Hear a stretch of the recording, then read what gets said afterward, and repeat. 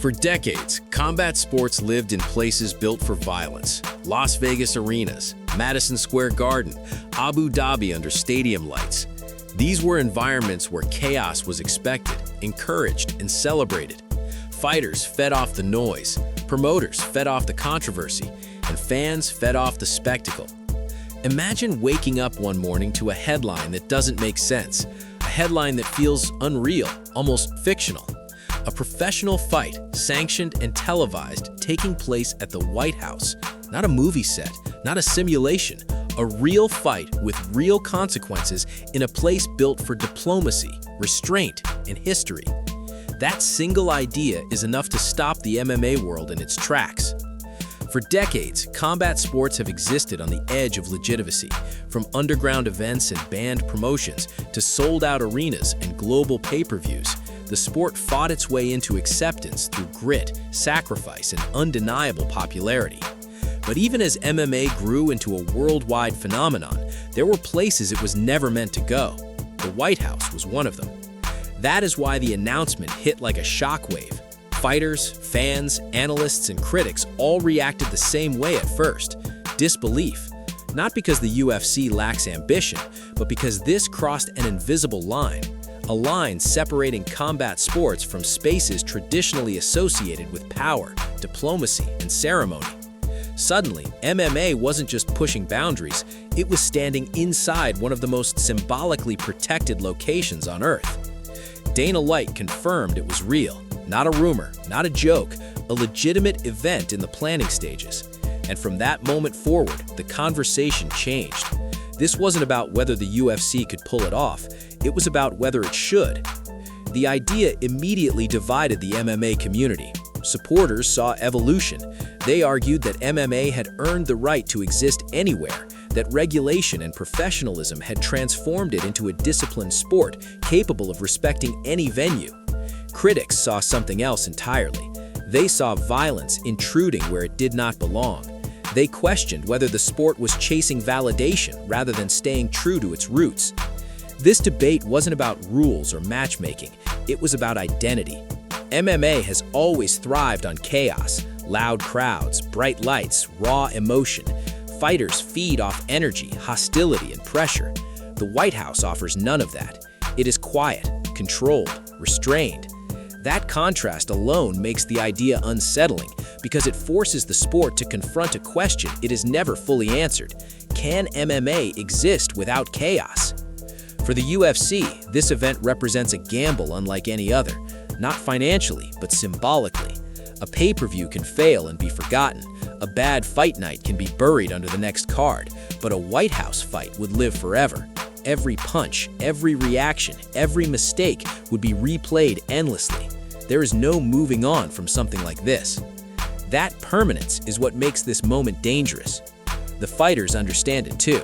Being chosen to compete here is not just an honor, it is a burden. A fighter is no longer representing only themselves or their division, they are representing the sport itself. One moment of recklessness could damage MMA's image for years. One controversy could close doors that may never reopen. That pressure changes everything. Preparation becomes psychological rather than physical. Coaches talk about restraint as much as aggression. Fighters are forced to imagine competing without crowd noise, without hostility, without the familiar chaos that fuels adrenaline. Some see that as an advantage, others see it as exposure. This is where the fear begins. Because in a place like this, you cannot hide behind spectacle. You cannot rely on emotion alone. Skill, discipline, and control become the only currencies that matter. Fighters who rely on intimidation or chaos may find themselves stripped of their greatest weapons. That is why this fight feels so different before it even exists. It is not about belts, it is not about rankings, it is not about money, it is about legacy in its purest form. Fighters know that decades from now, people will not ask who held which title that year. They will ask who fought at the White House. And that question carries weight.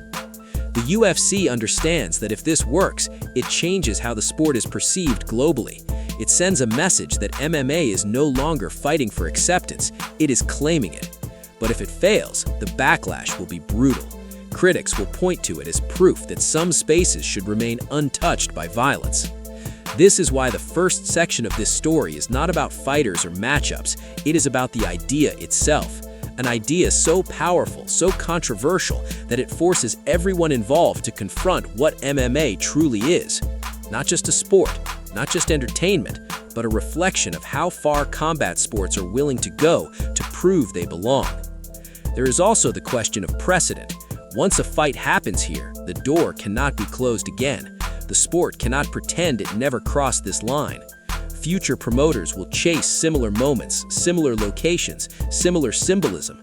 Fighters will measure careers not only by championships, but by stages conquered. That is the ripple effect few are discussing openly. For many longtime fans, this is unsettling. MMA was built by outsiders. It thrived because it rejected polished environments and embraced raw competition. Seeing it step into a place defined by order feels like a loss of innocence to some. To others, it feels like inevitability. Every successful movement eventually seeks legitimacy. And that tension is what makes this moment unforgettable before it even happens. The White House fight exists now as an idea powerful enough to divide a sport, challenge its identity, and force uncomfortable conversations. Whether it ultimately succeeds or fails, MMA has already crossed a threshold simply by daring to imagine it. This is the calm before the storm, the moment where anticipation outweighs action. Before fists fly and debates end, the idea alone has already reshaped the sport. Section 1 is not about certainty, it is about tension, expectation, and the uneasy feeling that MMA is about to step somewhere it can never fully step back from once the line is crossed. Dana White has spent his entire career betting on moments other people were afraid of. When athletic commissions wanted MMA banned, he pushed forward. When critics called the sport barbaric, he doubled down. When experts said fighters would never become mainstream stars, he built an empire around them. Risk is not new to him, but the White House fight represents something fundamentally different from anything he has ever attempted. This is not about growth, it is about judgment. Dana White understands perception better than almost anyone in sports. He knows the UFC does not exist in a vacuum. Every move is watched, interpreted, and criticized by people who have never stepped inside a gym or watched a full fight. Staging an event at the White House forces the UFC into an entirely new level of scrutiny, not just from fans, but from institutions that have never had to consider MMA as part of their world. Publicly, Dana has framed the event as a celebration of how far the sport has come. He talks about regulation, discipline, and professionalism. He emphasizes that MMA today is not what it was 20 years ago. Fighters are tested, events are supervised, rules are enforced. In his view, the sport has earned the right to stand on any stage. Privately, the calculation is more complex. One mistake here does not fade away. A controversial stoppage would not be debated for a week and forgotten. It would be replayed endlessly. An illegal strike would not be chalked up to human error. It would be framed as proof that MMA does not belong in places like this. Dana White knows that every detail matters, from matchmaking to officiating to presentation. That is why he's been careful with his language. He does not sell this as chaos or spectacle. He sells it as history, and that distinction matters. Chaos excites fans, but history reassures skeptics. Dana understands that the success of this event depends on how it is perceived as much as how it unfolds. This is also why the UFC's usual promotional tactics have been toned down. Trash talk still exists, but it is being monitored. Fighters known for volatility are being discussed cautiously. The goal is not to eliminate personality, but to avoid moments that could spiral out of control. For Dana White, this fight is not about proving the UFC is fearless. It is about proving the UFC is responsible. That responsibility extends beyond the cage. Security planning is unprecedented. Medical oversight is being elevated. Officials are under pressure to be flawless. Everything about this event must signal control, because the moment the sport appears reckless, the experiment fails. This pressure trickles down to the fighters. Dana knows that whoever steps into that cage will carry the weight of the entire organization on their shoulders. A fighter losing control here would not just be criticized individually, it would reflect on the UFC's decision-making. That is why Dana has been selective about who he even entertains for this event. Experience matters. Composure matters. Fighters who can operate under pressure without emotional collapse suddenly become more valuable than pure excitement. This has led to criticism from fans who accuse the UFC of protecting its image at the expense of authenticity. They argue that MMA is supposed to be raw and unpredictable. Dana's response has been consistent.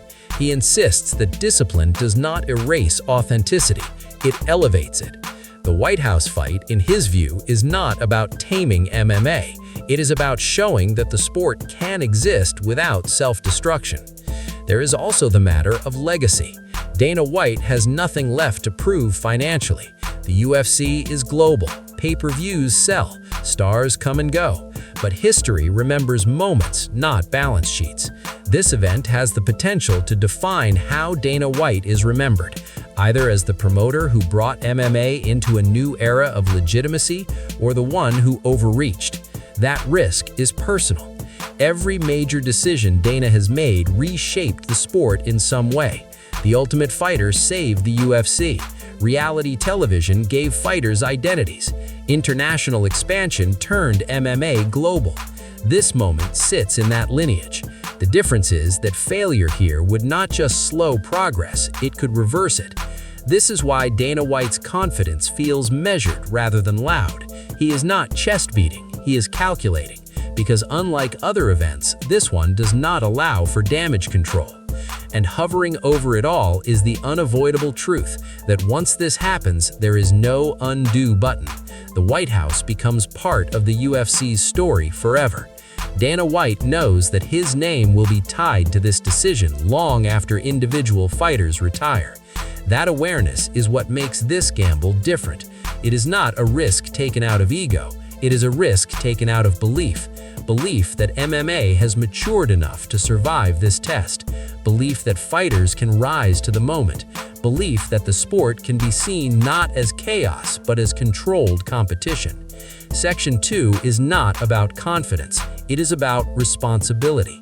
Dana White is not chasing attention here. He already has it. He is chasing validation on a stage where mistakes are unforgiving. And that makes this the most dangerous bet of his career, not because it could fail financially, but because it could define the sport he built. The moment the White House fight became real, the conversation stopped being abstract. It stopped being about symbolism and started being about people. Real fighters, real careers, real risks. Because no matter how historic the venue is, someone still has to walk into that cage and accept the consequences. Almost immediately, the same names surfaced again and again. Jon Jones was impossible to ignore. For many fans, his name felt inevitable. Discipline has always been his greatest weapon. He does not rely on emotion, crowd energy, or chaos. He thrives in silence, calculation, and control. A White House fight would not intimidate him. If anything, it would reward his ability to remain composed while others unravel. To supporters, Jones represents the perfect embodiment of what this event demands. But Jones also represents a dilemma. His legacy is already secure. Championships, records, dominance across eras. He does not need this moment, and that makes the risk harder to justify. A loss here would not be just another blemish. It would be the most replayed defeat of his career, frozen in a setting that history never forgets. Then there is Conor McGregor. No fighter understands spectacle better. McGregor sees moments where others see matches.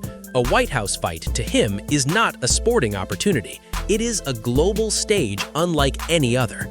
One appearance here could eclipse years of inactivity. One performance could rewrite his narrative overnight. That hunger is undeniable. But critics raise an uncomfortable question. McGregor thrives on chaos. He feeds off noise, hostility, and emotional warfare. Remove that environment, and what remains becomes uncertain.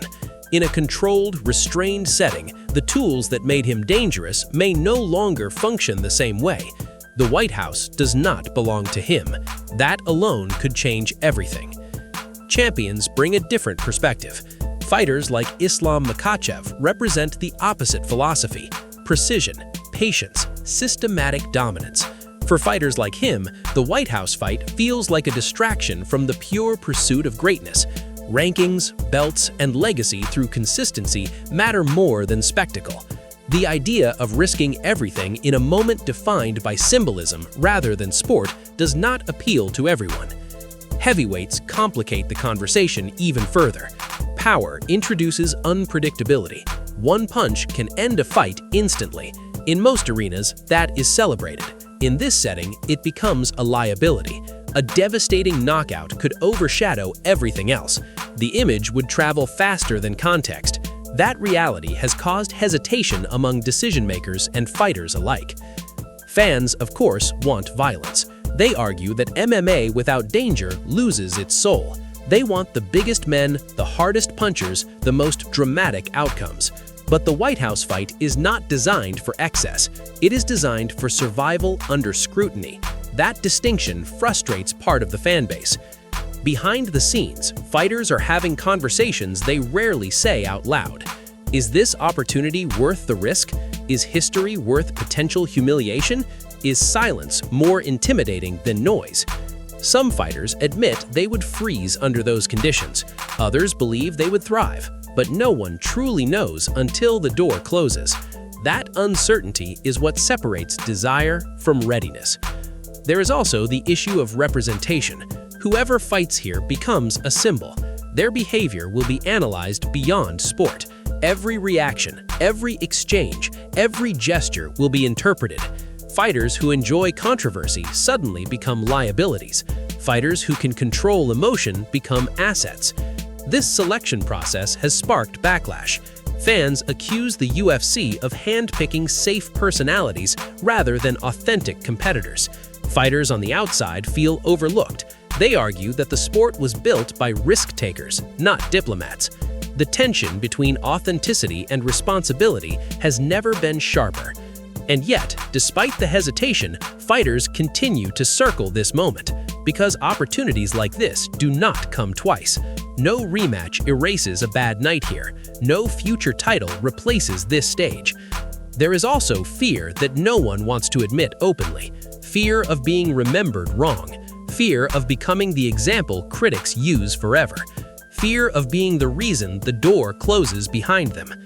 That fear is real, and it affects even the most confident champions. This is the uncomfortable truth of the White House fight.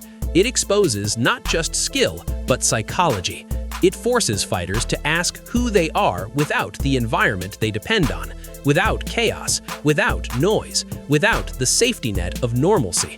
Some fighters will chase this moment no matter the cost. Others will quietly hope someone else takes the burden. Both choices are understandable. Neither is easy. As speculation grows, one thing becomes clear. The White House fight is not searching for the most dangerous fighters. It is searching for the most controlled ones. And that reality alone changes the definition of greatness for this moment in time. Section 3 is where fantasy collides with fear. Names are exciting. Matchups sound legendary. But behind every prediction is a human being weighing history against risk. And that calculation will determine who ultimately steps forward when the moment arrives. The UFC, accustomed to criticism, found itself in unfamiliar territory. Past backlash had focused on fighter pay, matchmaking, or officiating. This time, the criticism questioned the sport's place in society. That distinction matters. It forced the UFC to defend not just an event, but its philosophy. Dana White responded carefully. He emphasized respect, discipline, and professionalism. He framed the event as a showcase, not a spectacle. He insisted that nothing about the fight would undermine the significance of the location. But for many critics, those assurances were not enough. They believed intent mattered less than perception. Fighters, meanwhile, were caught in the middle. Some welcomed the controversy. They believed that MMA has always advanced by confronting discomfort head-on. Others worried that the backlash would overshadow their performance. They did not want to be remembered as symbols in a cultural argument rather than competitors. If you stayed with us all the way to the end, you're not a casual fan. You're someone who cares about the real stories behind this sport. This is what MMA Arena is built for: the moments, the risks, and the truth beyond the cage. Subscribe now, because the next chapter of MMA history won't wait, and neither should you.